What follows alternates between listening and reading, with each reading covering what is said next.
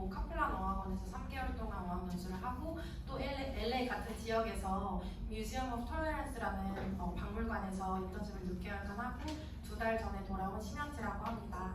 여러분 오늘 제가 최대한 많은 정보를 드리려고 좀 실용적인 정보들 위주로 가지고 왔는데 이후에 그 질문을 많이 받을 거예요. 그러니까 들으시다가 궁금한 점 있으시면 노트 테이킹 하셨다가 나중에 물어봐 주셔도 되고 또 이거 외에도 전반적으로 미국 생활 궁금하신 거 있으시면 자유롭게 질문해 주시면 될 것 같아요.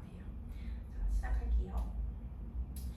일단 오늘은 처음에 미국에 가셨을 때 좀 신경을 쓰셔야 되는 교통이나 통신 같은 거 그리고 은행 관련한 거 그다음에 마트 그리고 생활비를 절약하는데 이제 LA가 생활비가 많이 드니까 그거에 대한 팁이랑 그 외에도 이용할 수 있는 것들 그리고 비즈니스 영어 공부를 해서 인턴십 활동에서 어떻게 적용할 수 있을지 이런 거에 대해서 잠깐 말씀을 드릴게요. 우선 교통 통신인데요. 교통을 먼저 말씀드리면 LA는 차가 없으면 굉장히 이동에 어려움이 있어요. 일단 버스 배차 간격도 많이 뜸한 것도 있고 일단 거의 이제 차로 생활하는 곳이다 보니까 젊은 사람들, 어린 사람들도 차가 거의 다 있다고 보시면 돼요. 가장 제가 추천드리는 건 차 있는 친구들을 사귀는 걸 솔직히 추천을 드리고 싶어요. 왜냐면 거기는 LA는 사람들이 차가 많이 있고 차가 없으면 교통이 엄청 불편한 걸 아니까 조금 태워주는 카풀 해주고 오늘 픽업해줄게 이런 게 조금 일반적이어서 너무 막 미안해 하시고 그럴 필요는 없어요. 만약에 그 친구가 제안을 한다면 그냥 고맙게 받아들이시면 되거든요. 그래서 좀 미국에 있는 진짜 현지 친구들을 사귀고 싶으시잖아요. 그래서 영어를 늘리기 위해서도 그렇고 다른 새로운 경험을 위해서도 그렇고 그리고 또 좀 다닐 때 이렇게 도움을 얻을 수 있으니까 차 있는 친구를 사귀는 거는 추천드리고 일단 그게 아니라 대중교통을 말씀을 드려보면 우버랑 리프트 이거는 택시 어플이에요. 근데 이걸 둘 다 까는 거를 추천을 드리는 게 왜냐면 우버랑 리프트가 지역마다도 어떨 때는 우버가 더 싸고 어떨 때는 리프트가 더 싸요. 많이 가격이 차이가 나기도 해요. 거의 2배가 나는 경우도 있고. 근데 이게 LA에서 또 엄청 사람이 모이는 번화가 엄청 몰리는 시간대라면 훨씬 더 비싸게 되고요. 근데 조금이라도 막 잠깐 나갔다가 어플 다시 켰을 때 가격이 조금씩 바뀌기도 하거든요. 그래서 그런 거를 조금 활용하시면 우버랑 리프트 둘 다 가격 비교하시면서 이용을 하시면 될 것 같고 그리고 지역 LA 말고 지역에 따라도 조금 이게 가격대가 어떤 데는 우버가 더 싸고 어떤 데가 리프트가 더 싸고 하더라고요. 여행을 다니실 때 참고하시면 될 것 같아요. 그리고 구글 맵은 보통 구글 맵을 사용하시게 될 거예요. 네이버 지도 이런 게 없으니까. 근데 구글 맵을 사용하시면서 뭐 도보거리나 자전거 타는 거 이런 건 다 이용을 하실 텐데 트랜짓 어플은 똑같이 구글 맵처럼 대중교통에 관련한 이제 어플이에요. 근데 버스나 메트로 그 서브웨이 배차 간격은 트랜짓이 더 정확하다고 보시면 돼요. 그래서 보통 이제 구글 맵을 사용을 하지만 저도 어학원 다닐 때나 인턴십 출근할 때는 트랜짓 어플로 버스 언제 오는지 확인을 하고 시간 맞춰서 나가고 그랬었거든요. 그거를 조금 그래서 트랜짓 어플도 같이 까시는 거 추천드리고 탭 어플은 이거는 LA 교통카드 어플이에요. 그래서 LA에서 탭 카드로 버스도 타고 메트로도 지하철도 타고 그러는데 탭 카드는 다운을 받으셔서 둘 중에 하나예요. 온라인 카드를 발급받으시거나 실물 카드를 발급받으시는데 둘 다 같이 할 수는 없어요. 내가 지금 가지고 있는 실물 카드를 온라인에 등록하는 건 안 되고 등록하는 순간 그 실물 카드가 그냥 쓰레기가 된다고 보시면 돼요. 실물 카드 번호를 입력해서 그거 온라인에 등록하면 이제 이 실물 카드는 못 쓰고 온라인 카드만 쓸 수 있거든요. 그래서 처음부터 그냥 온라인 카드를 발급받으셔도 되고 아니면 실물 카드가 편하시다 하면 그냥 실물 카드 이용하시면 될 것 같아요. 근데 이 탭 카드는 처음에 갔을 때 저희가 다 이제 인컴이 없는 상태잖아요. 근데 그런 이제 탭 카드에서 좀 그런 저소득층 아니면 이제 소득이 없는 그런 사람들을 위해서 90일 동안 라이프 플랜 low income fare is enough 뭐였나 이런 거 있어요. 라이프 플랜 이런 게 있는데 근데 그거는 90일 동안 버스랑 지하철을 공짜로 탈 수 있어요. 그냥. 그래서 제 기억에는 그게 한 달에 20번까지였던 것 같아요. 근데 그 횟수가 넘어가면 그때부터는 차지가 되는데 어쨌든 이걸로 굉장히 그 3개월 어학연수 하는 그 시간 내내 거의 교통비가 안 드는 거죠. 그래서 꼭 그 그 미국에 들어가셔서 택카드를 발급받으시자마자 택카드 그 라이프 플랜을 신청하시는 걸 추천드려요. 근데 이게 또 조금 일주일에서 2주일 사이에 이게 좀 받는 데까지 시간이 걸리니까 그런 거 참고하셔서 바로 입국하자마자 하시면은 좋을 것 같아요. 그리고 이 밑에는 민트 모바일인데 저희 기수 중기, 9기는 다 민트 모바일을 사용하긴 했거든요. 이게 약간 미국의 알뜰폰 같은 느낌이라고 보시면 돼요. 그래서 저 라이언 레이놀즈 저 배우가 하는 이제 운영하는 회사인데 이제 민트 모바일은 좋은 거는 굉장히 다른 이제 통신사들보다 요금이 싸다는 점, 그리고 프로모션을 되게 자주 해요. 그래서 제가 갈 때 뭐 6월, 7월, 8월쯤에 또 프로모션이 잘 나오거든요. 지금 이거 제가 가지고 온 사진 제가 이용했던 프로모션인데 30불짜리를 내면 그게 얼리미티드해서 무제한으로 쓸 수 있는 거예요, 데이터도. 근데 그게 이제 15불 반값으로 할인을 해서 3개월 동안 뭐 15불만 한 달에 15불만 내고 사용을 했었거든요. 이런 프로모션이 있을 때 하시는 거를 추천을 드려요. 근데 꽤 자주 나와서 구글링 해보시면은 아마 정보를 많이 얻으실 수도 있을 거예요. 프로모션은 언제 나오는지 같은 거, 아니면 뭐 3개월을 등록을 했다 그러면 한 달 추가로 주고 뭐 이런 것도 있거든요. 근데 제 기억에는 저 무제한 15불로 쓰는 거 프로모션 나왔을 때는 3달 걸 한 번에 결제를 해서 45불을 내면 그게 이렇게 싸게 해주는 거였어요. 그래서 그런 것도 참고를 하시면 될 것 같고, 또 제가 이제 갔을 때는 유심은 한국 거를 그대로 넣어서 갔어요. 또 유심 뺐다가 하면 잃어버릴 수 있으니까. 그래서 저는 민트 모바일 e심을 이용했거든요. 그래서 저는 이제 핸드폰에 한국 거 유심을 넣어놓고 e심을 발급받아서 그냥 유심 교체 없이 사용을 했었고, 다른 친구들은 둘 다 한국 거도 e심으로 하고 미국 거도 e심으로 한 친구들이 있더라고요. 그런 경우는 핸드폰에서 아예 심카드를 빼놔도 아예 안전한 데다 보관해놓으면 핸드폰을 잃어버렸을 때 실물 그 유심카드가 없어져서 그걸 다시 발급받는데 걸리는 그 어려움을 좀 예방할 수 있으니까, 저희는 실제로 같이 캐나다 여행 갔다가 저희 웨스티 동기 한 명이 핸드폰을 잃어버렸어요. 근데 그 핸드폰 안에 한국 유심카드가 들어있고 그래서 굉장히 정말 중간에 막 귀국할 뻔 했거든요. 그런 핸드폰을 잃어버리는 순간 은행 업무랑 무슨 인증 업무랑 다 망가져가지고 그게 굉장히 힘들었던 기억이 있는데, 그런 거 고려하셔서 핸드폰에 e심이 설치 가능하신 기종인지 확인하시고, 가능하시면 한국 유심이든 아니면 뭐 둘 다 유심을 다 할 수 있으시면 그렇게도 이용하시는 거를 추천해드릴게요. 그리고 근데 이제 산 대신 좀 알뜰한 플래닝 대신 조금 산 위에 올라가거나 뭐 할리우드 하이킹하거나 그리피스 천문대 하이킹하거나 이럴 때는 좀 다른 통신사에 비해 잘 안 터지기도 해요. 그래서 뭐 택시 타거나 버스 타면 조금 더 내려가야 되고 그러긴 한데, 저희가 다 16명 다 이 플랜을 사용했는데도 조금 불편함이 없었어서 3개월 이용하고 그 다음에 6개월을 더 그대로 민트 모바일로 갔거든요. 그래서 그거 하시면 되고, 그 다음에 은행 관련한 거는 일단 가장 미국에서 큰 은행은 뱅크 오브 아메리카랑 체이스 뱅크예요. 그래서 이 두 개 중에 하나로 여러분 아마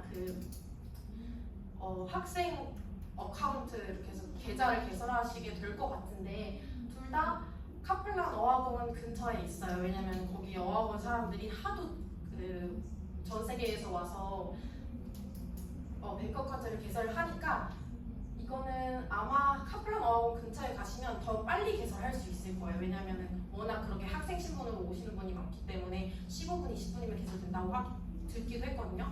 가장 안전하게는 예약을 하시고 가는 게, 다 같이 가실 때 예약을 하시고 가는 게 좋을 것 같은데, 일단 이것도 프로모션 이런 걸 많이 해서 뭐 신용카드나 아니면 스튜던트 뱅크 어카운트를 개설을 하시면 이것도 좀 이벤트 같은 걸 해요. 혜택을 받을 수 있는데, 예를 들어 제가 사용했던 체이스 뱅크에서는 제가 계좌를 학생용 데비카드를 발급받았어요. 데비카드는 체크카드예요, 한국 개념으로. 데비카드, 신용카드 안 쓰고 데비카드를 썼는데, 그 개설할 때 혜택을 받아서 100불을 받았어요. 제가 그냥 무료로 이제 어카운트에 그냥 집어넣어준 건데, 이거는 조건이 뭐 한 달 60일 안에 15번 그거를 체크카드를 사용하면 자동으로 이렇게 들어오는 거거든요. 근데 60일 안에 그 카드 15번 쓰는 거 전혀 어렵지 않잖아요. 그런 거 확인하셔서 스튜던트 어카운트 이렇게 받으시면 될 것 같고 아니면 신용카드를 개설하시는 분은 뭐 혜택에 따라서 200불까지 받는 친구들도 많이 있었거든요. 그래서 그렇게 개설을 할 때 참고하시면 되고 여기 벤모랑 젤도 써놨는데 이거는 그 송금하는 어플이에요. 이제 그래서 뭐 은행이 같든 다르든 그냥 이것도 아마 사용을 많이 하시는 텐데 저는 이제 체이스뱅크를 다운받았을 때 은행 어플에서 제일 이용이 가능하거든요. 그냥 이거는 그냥 무료로 송금을 하는 거 같이 친구들이랑 밥을 먹었을 때 누구 한 명이 대표로 계산했다고 나 젤 해줄게 그래서 그냥 젤로 돈 인터넷 송금하시는 것처럼 그냥 하시는 건데 저는 벤모 말고 젤을 사용하긴 했는데 미국 사람이면 누구나 거의 다 두 개 다 가지고 있고 최소 하나는 가지고 있어요. 그래서 여러분도 이렇게 벤모 할게 그러면 그냥 벤모로 그냥 돈 보내시는 거거든요. 이렇게 더치페이 하실 때나 아니면 누가 대표로 장을 보실 때나 이럴 때 유용하게 이용하실 수 있을 것 같아서 이 두 개도 아마 필수로 아마 가시면 다운을 받게 되실 거예요. 그래서 미리 카드 등록해 놓으시면 편하니까 이것도 미국 입국하셔서 바로 하시면 유용하실 거예요. 그리고 모인이랑 와이어바리는 한국 원화를 미국 달러로 송금할 때 환전할 때 쓰시는 어플이에요. 그래서 저는 모인이랑 와이어바리 둘 다 이제 만 24세 이하였어가지고 이제 뭐 학생 할인 아니면 유학생이 뭐지 저희 카플란 입학허 가서 그거를 사진 찍어서 등록하면 모인이나 이런 것도 그 송금 수수료가 무료거든요. 그래서 그런 거 송금이라는 게 환전 수수료. 그래서 그렇게 모인이나 와이어바리 사용을 하시면 되고 근데 저는 거의 이거는 사실 저는 친구들은 많이 사용했는데 저는 한 번도 사용하지 않긴 했어요. 어떻게 그랬냐면 트래블로그랑 트래블월렛을 사용했기 때문인데요. 트래블로그는 하나은행에서 나온 여행을 하는 사람들에게 조금 최적화된 카드이고 트래블월렛도 뭐 주요 은행에서 나오는 상품은 아니지만 똑같은 개념이라고 보시면 돼요. 이거는 환전이 쌓일 때, 환율이 쌀 때 미리 그거를 원화에서 달러로 환전을 하고 그냥 보관을 하셨다가 그냥 그 한국에서 발급받은 저 카드를 미국에서 결제를 할 때 결제 수수료가 전혀 들어가지 않아요. 그러니까 환율이 쌀 때 미리 그냥 쟁여뒀다가 달러를 쟁여뒀다가 그 미국에서 저는 저 카드로만 계속 계산을 했어요. 근데 이거는 그 엄청난 장점이 결제할 때마다 비용이 또 추가로 수수료가 든다든지 그런 거 없으니까 너무 좋은데 단점은 1,400불인가 1,800불인가 그렇게 그 보관할 수 있는 한계가 있어요. 그래서 너무 환율이 쌀 때 아예 다 해놓고 싶은데 만약에 내가 가지고 있는 그 어카운트에 돈이 1,400불인가 800불인가가 이상으로는 가지고 있을 수 없거든요. 그래서 저는 둘 다 발급받았어요. 하나가 꽉 차려면 다른 걸 또 하고 막 이래서 아니면 저희 동기들 중에는 트래블월렛 카드를 두 개를 그냥 엄마 거까지 발급받아가지고 그렇게 가져온 친구도 있더라고요. 그래서 저는 이렇게 하면은 모인이나 와이어바리도 좋은데 여기는 조금 단점은 그 환율이 그냥 네이버에 치워줄 때 나오는 환율보다 한 10원 정도 더 비싸게 아예 환율이 나와요. 그래서 뭐 송금할 때, 그 환전을 할 때 수수료가 없다고 하지만 환율이 아예 조금 더 비싸게 나오기 때문에 이건 그런 거 아니고 트래블로그나 트래블월렛인데 이거 쳤을 때 나오는 그 환율 그대로 송금할 수 있거든요. 환전할 수 있거든요. 그래서 저는 이걸 이용하고 이건 사실 한 번도 안 이용했어요. 만약에 환율이 비쌀 때는 이거를 트래블로그 트래블월렛을 사용하다가 또 이제 사실 체이스나 뱅크 오브 아메리카에서 필요할 때가 있잖아요. 예를 들어 외국인 친구랑 같이 뭔가를 해서 제가 외국인 친구한테 미국 친구한테 그거를 송금을 해야 될 때는 저 트래블로그랑 트래블월렛으로 송금할 수는 없어요. 저거는 그냥 같은 트래블월렛을 가지고 있는 사람한테만 송금할 수 있지 다른 뭐 한국 다른 계좌 외화 통장이나 아니면 미국 계좌로 절대 안 되거든요. 그래서 그럴 때는 그냥 제가 친구들이랑 미국인 친구들이랑 어디 갔을 때 대표로 계산을 하고 젤리언 벤모로 저의 미국 뱅크 어카운트에 받은 거예요. 그래서 달러를 그렇게 했어요. 근데 이거를 하면은 모인이랑 와이어바리를 하면 그냥 바로 제가 한국 원화를 여기로 송금해서 넣어놓을 수 있는데 그렇게 되면 환율이 조금 더 비싸니까 저는 이것만 이용하고 계산할 때도 제가 대표로 하거나 아니면 뭔가 이런 방법을 써서 벤모나 젤로 미국 친구들은 여기로 보낼 수 있다고 해서 좀 그런 식으로 환전을 해서 좀 꼼수를 썼다는 것 같아요. 그래서 저는 이렇게 한국 원화에서 저런 그 송금 환전 어플을 사용한 적은 사실 한 번도 없고 그래도 저 빼고는 다들 사용을 했으니까 이것도 유학생 혜택 이런 거 무료로 활용할 수 있는 거 같이 하시면 좋을 것 같아서 가져와 봤어요. 그리고 마트인데요.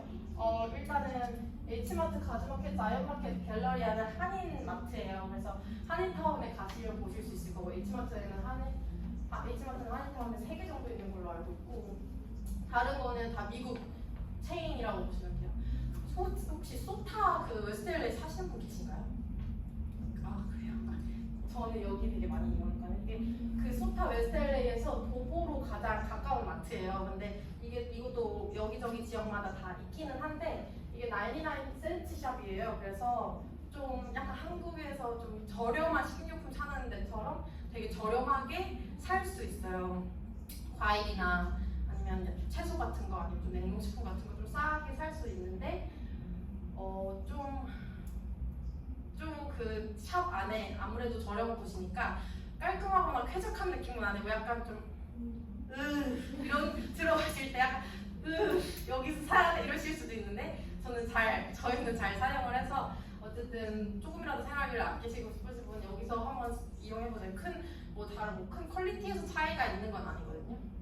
그리고 트레이더 조스는 미국에서 거의 뭐 가장 큰 마트 체인이라고 보시면 돼요. 요즘에 막 여기 장바구니 되게 조그맣게 기억해나고 또 막 갑자기 이상하게 유행을 해가지고 품절도 되고 그래서 절판되고 그러던데 트레이더 조스는 가장 큰 식료품 마트라고 보시면 되고 이미지가 되게 좋아요. 저 관련한 책도 봤거든요. 막 마케팅 이 마트가 어떻게 저렇게 성장했나 이미지가 되게 좋고 그 점원들이 굉장히 착해서 뭐 이렇게 백 넣어주면서 얘기를 막 해 영어로 막 스몰 토크 엄청 많이 하거든요.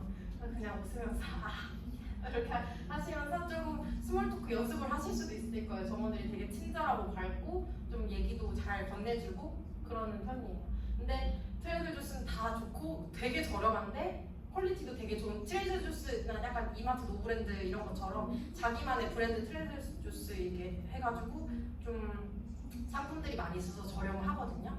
근데 단점은 육류가 거의 없어요. 예를 들어서 소고기, 돼지고기, 닭고기 이런 거 가끔 이제 조그맣게 있긴 있는데 그거는 너무 비싸서 여기서 굳이 살 필요가 없는 그런 거라서 그럼 육류 같은 거는 저는 이제 랄프스 이런 거 추천드리거든요.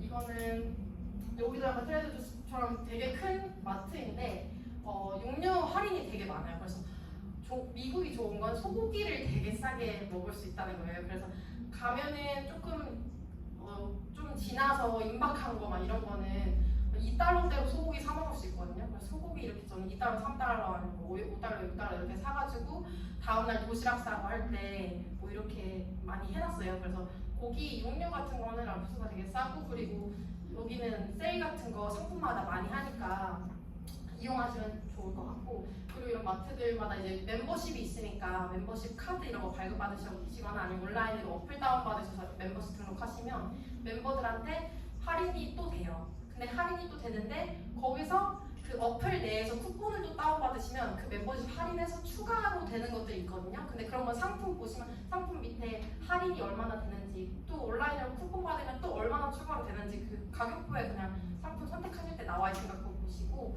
온라인 어플이나 멤버십 그거 이용을 하시면 굉장히 많이 세이브 엄청 많이 되거든요. 그래서 그렇게 하시면 될 것 같고 뭐 스마트파이랑 보니스 같은 것도 다 비슷한 그 큰 대형 마트예요. 근데 저희 집 근처에는 없어서 제가 이용을 해보지는 많이 한 번씩 해본 것 같은데 홀푸드는 유기농 음식이에요. 그냥 진짜 오가닉 푸드 막 이렇게 해가지고 비싸요. 그래가지고 한 번밖에 못 가봤는데 비싼데 어쨌든 건강한 식재료로 건강한 음식 먹고 싶으시면 홀푸드를 카플라네스 도보로 한 5분인가 가깝게 있거든요. 그것도 사용하셔도 될 것 같고 H마트, 가즈마켓 이게 한인타운에서 여기서 사실 때도 사실 어디가 더 싸다 막 이렇게 이런 건 없고 그때 세일하는 품목에 따라서 뭐 어떨 때는 뭐 햇반이 여기서 싸고 어떨 때는 저기서 막 소주가 싸고 어떨 때는 막 이렇게 김치가 싸고 이런 데가 있으니까 그때 한번 가보셔도 될 것 같고 가즈마켓은 가즈마켓에서 김치를 직접 뭐 하세요. 그래서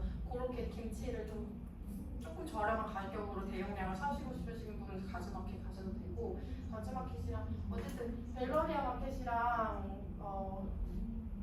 가즈마켓이랑 다 그 마트 위에 푸드코트도 있거든요. 그렇게 이용을 하셔도 될 것 같고 네.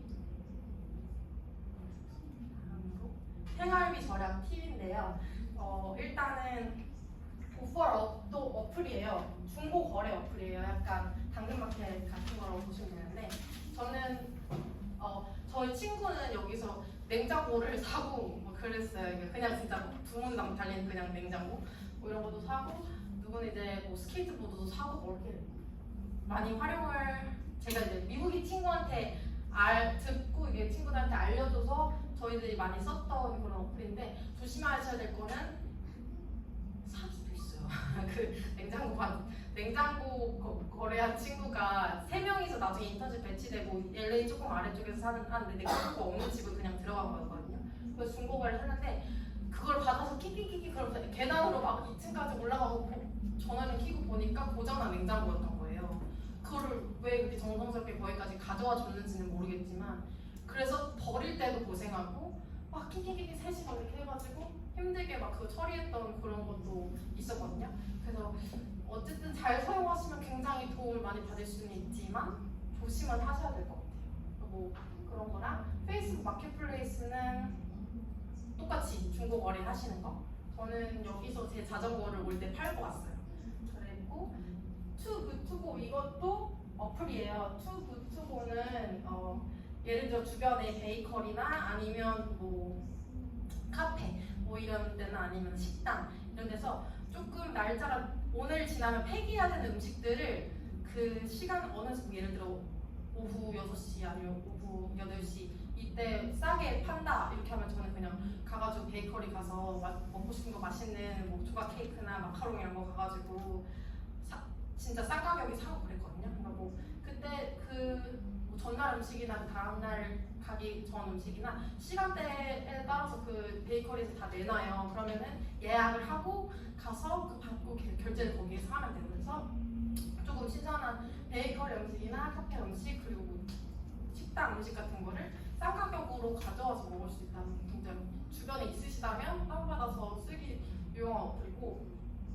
로스는 의류 매장이에요. 의류 매장인데 뭐 거기에 뭐 슬리퍼도 있고 뭐 여행 가방도 있고 이불도 있고 베개도 있고 의류도 있고 되게 많아요. 소타 사시는 분들은 소타에 되게 가깝게 10분 정도 걸어가면 있거든요. 근데 여기에서는 진짜 싼데 그 브랜드 옷들 있잖아요. 뭐 나이키, 아디다스 이런 진짜 싼 옷들을 조금 뭐 2월 상품이라든지 아니면 좀 오래 지난 거라든지 괜찮은, 근데 퀄리티가 괜찮은 옷들을 되게 크게 팔아요. 그래서 여기서 저는 여행 가방도 샀고 추가로 한국 돌아올 때 제가 짐이 많아져가지고 캐리를 하나 더 샀어야 됐거든요. 여기서 하나 샀고, 그리고 제가 나중에 이제 인턴십을 할 때 레드카펫 이렇게 해가지고 행사장을 갔어야 되는 일이 있었는데 저 드레스 같은 게 하나도 없어가지고 처음으로 여기서 샀어요. 근데 되게 퀄리티가 좋았고 구두랑 같이 샀는데 진짜 싼 가격에 진짜 아주 저희 다 같이 가면 되게 좀 그래도 만족스러운 이 가격에 이런 옷은 약간 이런 곳이에요. 그래서 추천을 드리고, 또 생활비 절약 팁으로 저희 어학연수를 할 때 한 오빠는 스케이트보드, 전동 스케이트보드를 사서 타고 다녔어요. 아예 그래서 내내 뭐 필라델피아로 이동을 하고 나서도 계속 6개월 내내 더 타고 다니고 그랬는데 나중에 올 때 그 400불로 사서 200불로 팔고 온 거예요. 근데 그렇게 되면 이제 교통비를 많이 절약하고 그러는데 또 그대로 막 팔고 올 수 있으니까 전동 스케이트보드 관심 있으신 분은 사셔도 될 것 같은데 대신 저건 조심하셔야 돼요. 전동 스케이트보드는 좀 위험해서 약간 좀 보호대 막 다 착용하고 좀 스노보드 잘 타시는 분들한테 추천을 드리고, 저는 제가 어학원을 다닐 때는 그냥 버스를 타고 다녔는데 LA에서도 똑같이 소타에서 그냥 그대로 살게 되는 걸 알고 나서는 6개월 동안 어떻게 교통비를 아낄까, 왜냐면 3개월 동안 라이프 플랜 써가지고 공짜로 그냥 다녔는데 6개월 동안 그 버스비 안 내던 걸 내려니까 너무 아까운 거예요. 그 1달러, 1.15달러 뭐 이렇게 한 번에 할 때 내는데 그게 너무 아까운 거예요. 6개월 내면 그게 얼마지? 뭐 이렇게 계산하다가 자전거를 샀어요. 저는 집에서 자전거를 타고 40분, 35분, 40분 걸리는 곳에 이제 박물관이 위치해 있었는데 강제로 운동을 하면서 40분 하루에 80분씩 자전거를 탔어요. 그러면 이제 아무래도 이제 운동도 하게 되고 버스비도 아끼고, 그리고 저는 샀던 걸로 사실 더 비싸게 팔고 왔거든요. 그래서 저는 자전거 딱 저런 민트 색깔 자전거를 샀었는데 60불에 사서 55불인가? 한쪽 왼쪽 페달이 없던 거였어요. 다른 거 다 멀쩡한데. 그래서 55불인가 60불 되게 조금 싸게 사서 그러니까 자전거 샵 가서 왼쪽 페달 달고 타이어는 교체하고 그런 거 비용만 조금 들었지 올 때는 95불로 팔고 왔거든요. 그래서 물론 약간 좀 양아치일 수도 있지만 근데 저는 이제 왜냐면 저는 앞에 없던 베스킷 같은 거 장바구니로 이렇게 꺼내서 쓸 수 있는 베스킷 같은 거 달아놨고 안장도 교체를 하기는 했었는데 어쨌든 자전거 자체는 샀던 것보다 조금 이제 비슷한 가격선에서 팔았으니까 그냥 6개월 동안 무료로 물론 버스를 타기로 할 때가 있었지만 그게 진짜 엄청난 거의 많은 돈을 절약을 한 거잖아요. 그래서 이만큼 난 절약했으니까 난 대신 여행 한 번 더 가야겠다 약간 이런 느낌으로 그래서 생활비를 최대한 아껴서 저는 다른 경험을 할 때 돈을 썼던 것 같아요. 그리고 아까 제가 송금하는 그 환전하는 거 알려드릴 때 이것도 약간 좀 이용을 하셨을 텐데 이거는 재원 미국 인턴 트레이닝 모임이라는 오픈 카톡 채팅방이에요. 근데 이거를 들어가시면 이제 재원 비자를 발급받은 사람만 인증을 하고 들어갈 수 있는 오픈 채팅방이거든요. 관리자가 있어서 거기에 들어가면 재원 트레이니들이랑 서로 이제 정보를 주고 받으실 수도 있고 미국 관련해서 아니면은 환전 그 직거래를 할 수 있어요. 그러니까 뭐 환율 모인이나 와이어 발리를 해서 하면은 좀 실제 환율보다 조금 더 내야 되는 경우가 있으니까 저희는 이제 남자 메스티들은 꽤 많이 이용하시더라고요. 저는 이제 이런 거 귀찮아서 안 하긴 했는데 그렇게 하시면은 실제 환율이랑 수수료 전혀 없이 그냥 한국인들끼리 뭐 제가 이제 돈을 보내면 그걸 따로 받고 뭐 이런 거 하고 살짝 실제 환율보다 싸게 환율이 조금 비쌀 때는 그 파시는 분이 환율보다 조금 싸게 파시는 경우도 있어요. 그러면은 많이 이제 교환을 할 때, 환전할 때 많이 이용을 하셨는데 제가 그래도 오기 전에 물어봤어요. 이걸 사용을 잘 했던 친구들한테 물어보니까 한 번도 사기 이런 건 없었다고 하는데 제가 생각할 때는 어쨌든 누군가가 먼저 보내고 다 받고 이런 과정에 조금 찝찝한 부분이 있을 수 있으니까 이런 거 조금 간이 크신 분들은 해보고 싶으시면 도전해봐도 좋으실 것 같아요.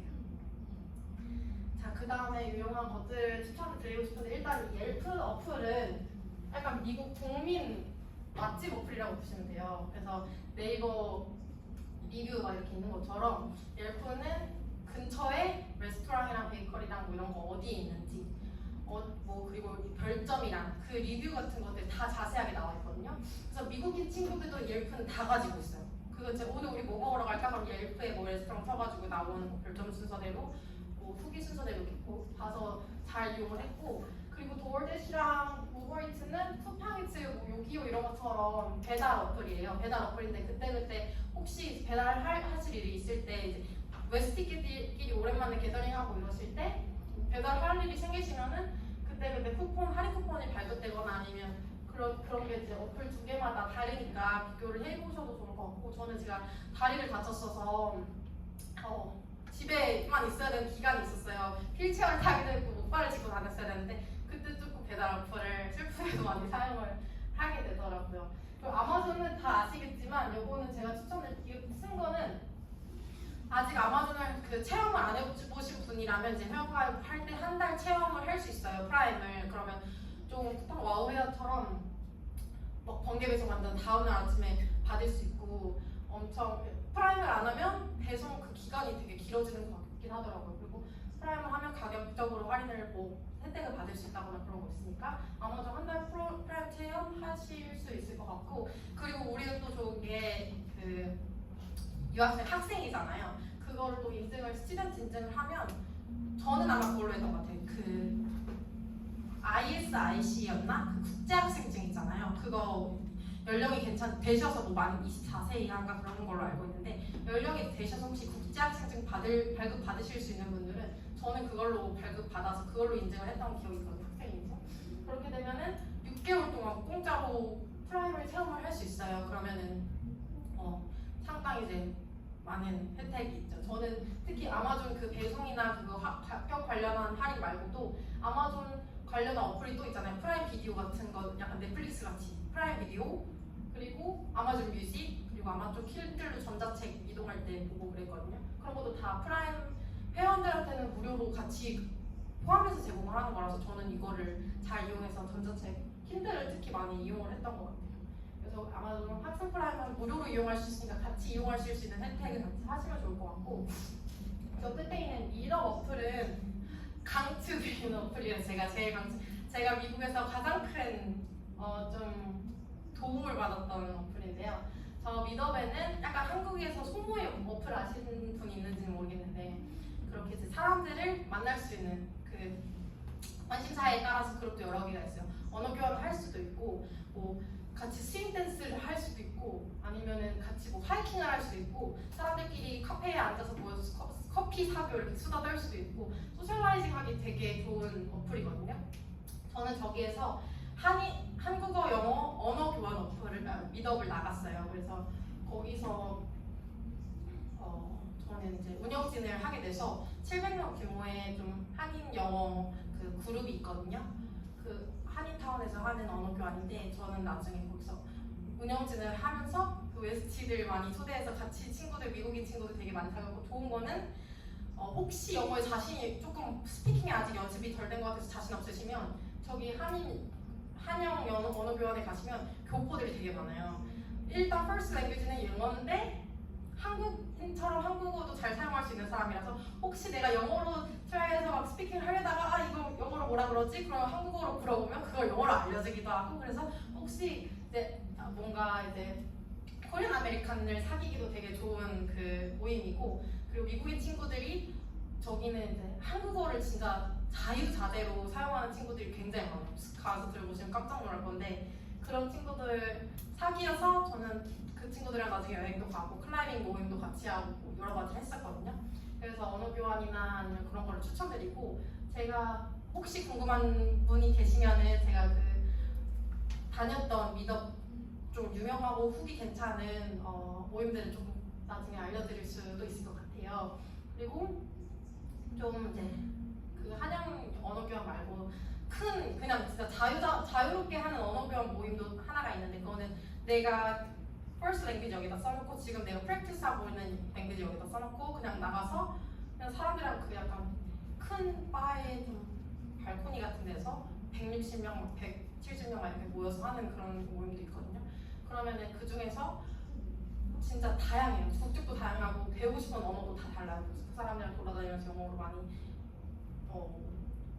스피킹을 늘리실 수도 있고 근데 저는 이제 처음에는 그 한영 언어 교환으로 연습을 하셔도 괜찮을 것 같고 나중에 진짜 실전으로 가셔도 괜찮을 것 같아요. 그리고 커피 모임도 제 친구 그 제가 말했던 언어 교환을 다 친구들이 다 오가나이즈 하고 있는 모임들이 많이 있어가지고 커피 사교 모임 뭐 20대 30대 소셜 모임 뭐 이렇게 해가지고 제 친구들이 하고 있는 그런 것도 있는데 굉장히 후기도 좋고 사람들이 너무 많이 가고 싶어 해서 항상 웨이팅 리스트가 있어요. 그래서 그런 거는 빨리 하셔야 될 것 같고 또 이제 이 그룹을 들어가기도 어려운 곳들도 있어요. 제가 아무래도 운영진으로 활동했던 거기도 지금 제가 오늘 오면서 확인했는데 대기 인원이 350명이에요. 그 그룹을 들어가야지 그 모임을 이날 있는 모임을 신청할 수 있는데 대기 모임이 350명이면 일단 그룹조차 못 들어가서 그 기회조차 없잖아요. 혹시 관심 있으신 분 저한테 연락드리면 제가 아직 운영자의 권한이 있기 때문에 우리 웨스티 분들은 원래 제가 승인을 먼저 해드릴 수 있는 비밀이에요.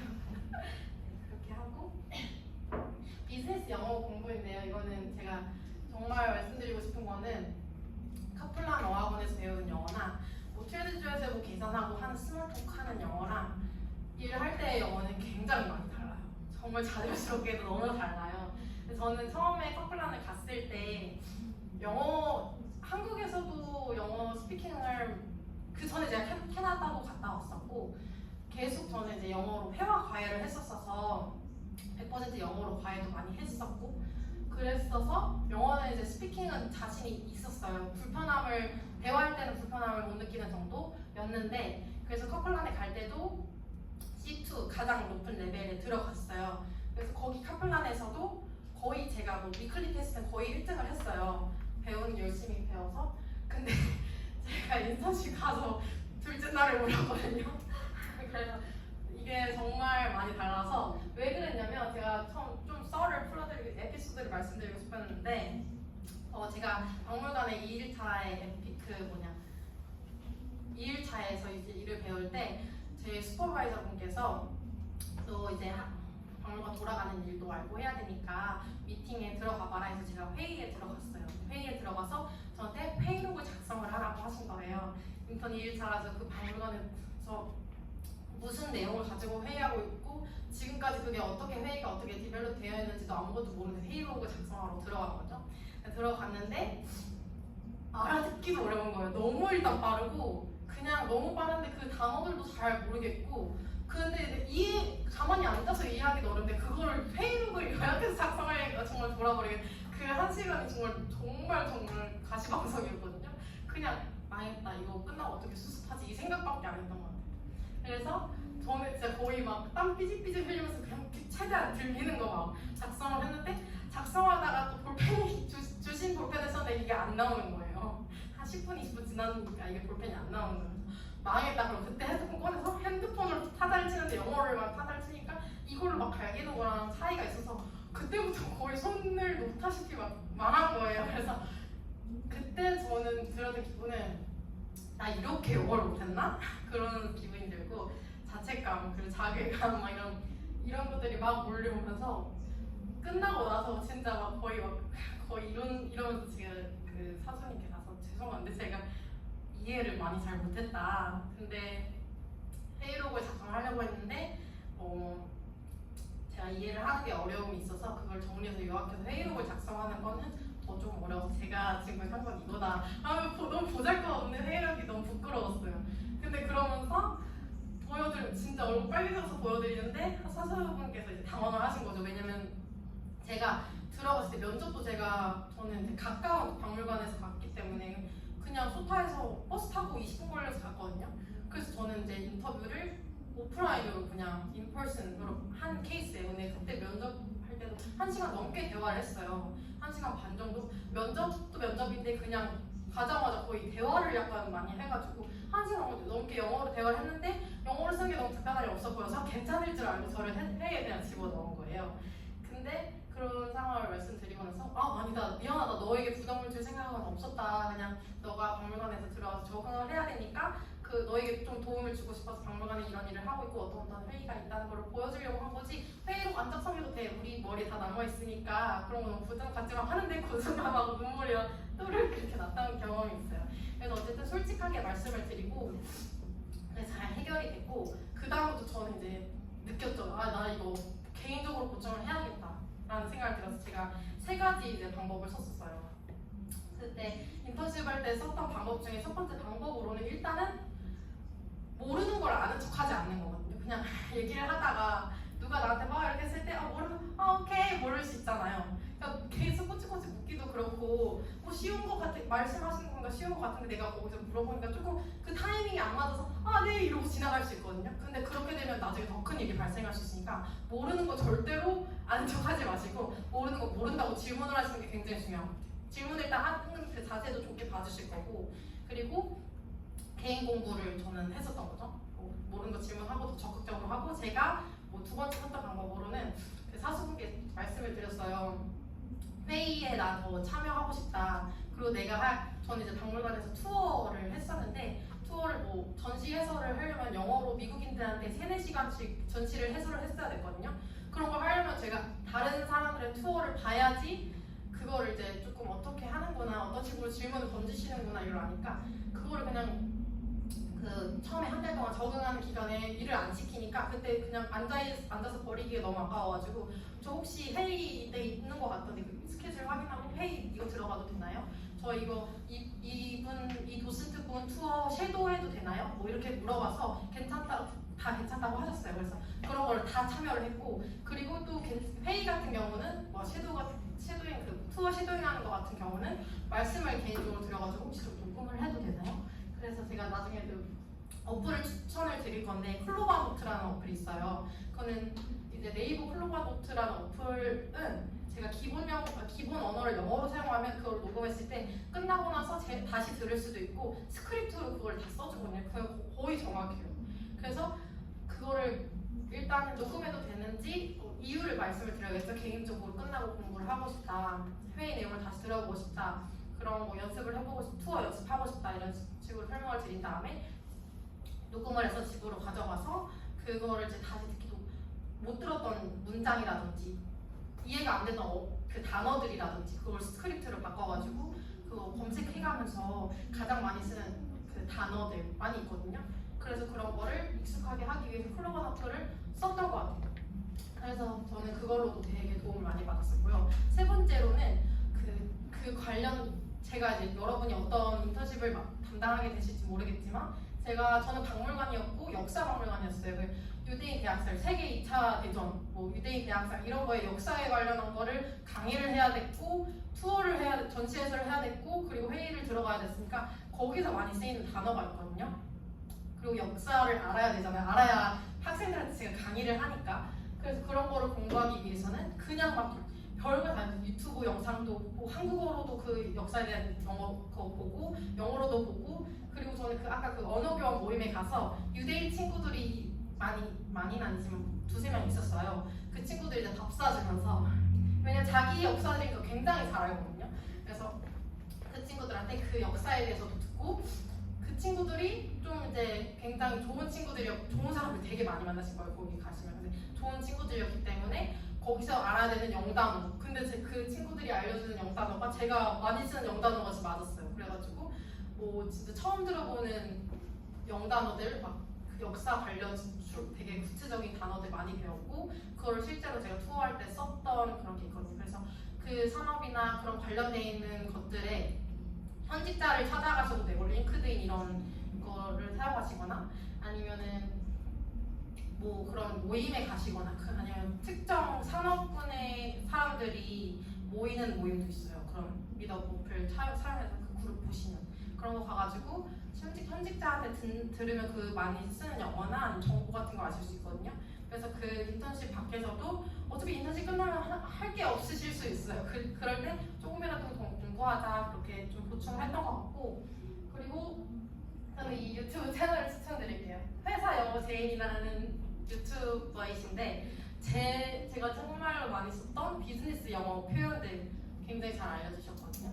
그리고 제가 또 도움을 받았던 건 스픽 어플에 저는 유료로 결제를 하긴 했는데 결제를 안 하셔도 그 비즈니스 영어 들으실 수 있어요. 그러니까 코스가 있어요. 그래서 내가 듣고 싶은 코스를 들어서 뭐 한 강의에 뭐 5분에서 7분, 8분 막 이러거든요.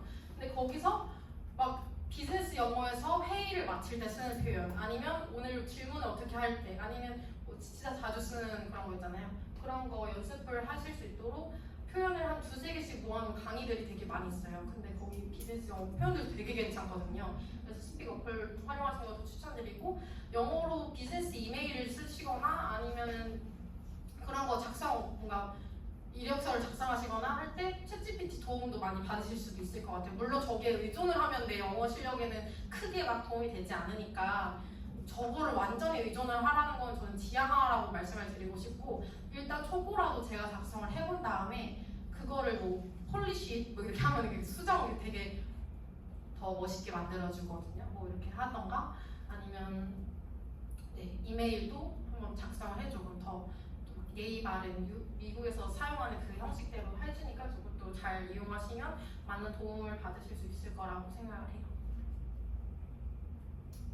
지금 혹시 네 이거는 그냥 제가 나중에 보내드리도록 하고 질문 있으신 분 있으십니까?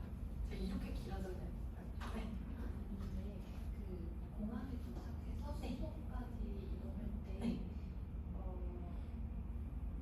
택시를 타시고 네, 저는 이제 그때 같이 갔던 친구가 4명, 저 포함 4명이었는데 둘둘 찢어져서 4인용 택시를 탔거든요. 그때는 공항에서 가실 때 그냥 공항에서 부르시면 택시가 못 들어와요. 그래서 공항에서 나가셔서 그 대중교통 타는 데로 나가신 다음에 초록 기둥을 찾으셔서 LAX 이렇게 써있는 거 있거든요. 그럼 우버 리프트 승강장으로 데려다줘요. 그 셔틀버스를 타고 그 정류장으로 가서 부르셔야 돼요. 혹시 그 공항에서 대중교통을 타는 거는 어떨까요? 공항에서 저는 대중교통 그때 처음에 갔을 때 말고 그 다음부터는 버스를 많이 이용하긴 했는데 처음에 짐이 많으시지 않을까요? 그러면은 그거 20분 넘게 걸어가야 되거든요. LAX에서 그 버스 정류장까지. 근데 처음에 저도 막 길이 되게 이상해요. 버스 정류장까지. 그래서 30분 넘게 걸리실 거예요. 그래서 첫날에는 우버를 타는 거를 추천드리는데 그러면 이제 카드 등록 같은 거는 이렇게 해놓으셔야 거기서 공항 안에서 와이파이 될 때 다 해놓으셔야지 그 민트 모바일도 이심 바로 활성화 시키시고 그러셔야 부르실 수 있을 거예요.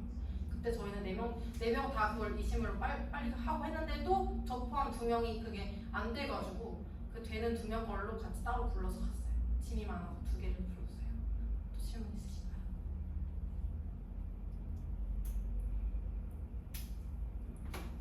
네. 혹시 캐리어는 어떻게 들고 가셨어요? 저는 캐리어 갈 때는 그 기내용 캐리어 하나랑 양쪽에 이렇게 25인치, 26인치 뭐 이렇게 2개 이렇게 가져갔고 그래서 캐리어가 3개였고 앞뒤로 백팩을 이렇게 내려갔어요.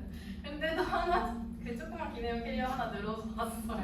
그래서 근데 저는 공항을 갈 때 이제 차로 타고 갔고 그 공항 안에서는 그냥 끌고 다니거나 아니면 맡기면 되니까 그리고 뭐 셔틀버스 같은 것도 다 캐리어는 처음에 일단 하면 하게 돼 있으니까 괜찮아요. 그래서 저는 캐리어는 3개 기내용 하나 포함해서 이렇게 가져갔었어요.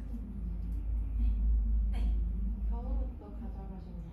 겨울옷은 제가 캐나다를 갈 걸 계획하고 갔기 때문에 가져갔었거든요. 캐나다는 이제 DS2019 뭐 스폰서에 연락을 해서 사인 받아야 되고 승인 받아야 되는 건 없어요. 그래서 보다 맞대고 있는 멕시코나 캐나다는 그냥 가실 수 있어요. 그냥 노티스만 줬거든요. 저는 그러면은 좀 자유롭게 가실 수 있는데 그때 저는 이제 되게 추운 곳에 갈 걸 알고 있었으니까 약간 좀 되게 털 북실북실한 걸 가져가긴 했거든요.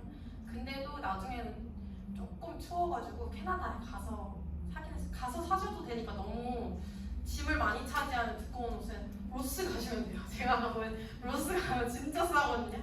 그래서 그런 거 사셔도 되고 가져가실 거는 가져가시는데 뭐 경량 패딩 정도는 LA가 뭐 진짜 따뜻한 곳이긴 한데 겨울에는 좀 바람이 많이 불어서 아니면 요즘에 갑자기 날씨가 이상해졌대요. 비도 갑자기 엄청 많이 오는 데가 있거든요. 그러면 조금 추우실 수 있어요. 저는 추위를 별로 많이 타지 않는데도 막 조금 LA 있을 때 추웠거든요. 그래서 경량 패딩이나 아니면 좀 프리스 같은 거 가져가시면 될 것 같아요. 혹시 캐나다 가실 거면 좀 더 두꺼운 자켓 가져가셔도 될 것 같아요. 네. 저 아직 그 카플란 배치 결과가 안 나오긴 했는데 확인해 보니까 오전반 아니면 오후반으로 나뉜다는 얘기가 있어서 혹시 뭐 오후반이 됐는데 오전반으로 바꾼다거나 이렇게 문의할 수도 있나요?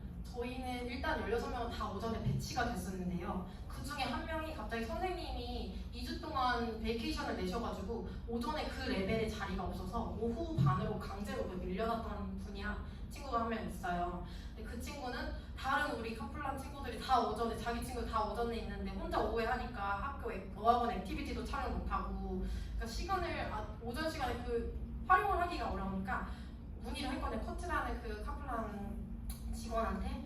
근데 그 지금 오전 반은 꽉 차서 너가 있는 레벨이 꽉 차서 어쩔 수 없다. 어쩔 수 없고 2주 후에 해야 된다라고 해서 그 친구는 그럼 내가 레벨 하나 내려가도 되니까 오전을 하고 싶다. 근데 그 밑에도 자리가 없다. 그래서 2주를 그냥 오후 반에 있었어요. 그래서 그 2주 동안 되게 아쉬워했는데 그래서 그 친구는 그냥 오전에 다 같이 등원을 할 때 등원해서 다 그냥 친구들이랑 그냥 쉬는 시간에 노는 거죠. 그래서 그 열정으로 그냥 와가지고 그냥 오전에 일단 어차피 다 같이 오는 거 와서 미리 그때 과제를 해놓거나 아니면 자기 할 일 해놓고 브레이크 타임에 같이 놀고 런치 같이 먹고 오후에 자기 수업 들어가고 이러기도 했거든요. 근데 요청은 하실 수 있어요. 요청하는 건 전 진짜 권장드리는데 안 되는 경우도 많이 있으실 거예요.